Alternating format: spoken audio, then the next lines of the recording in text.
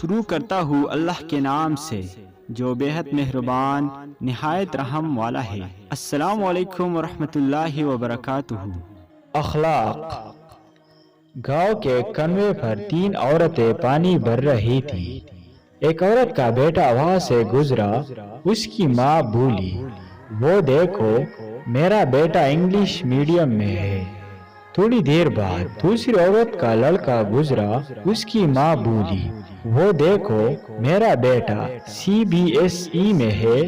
تیسری عورت کا بیٹا وہاں سے گزرا، دوسرے بیٹوں کی طرح اس نے بھی اپنی ماں کو دیکھا اور ماں کے پاس آیا۔ پانی سے بڑا گڑا اٹھا کر اس نے اپنے کندھے پر رکھا، دوسرے ہاتھ سے بھری ہوئی بالٹی اٹھائی اور ماں سے بولا، چل ماں گھر چل۔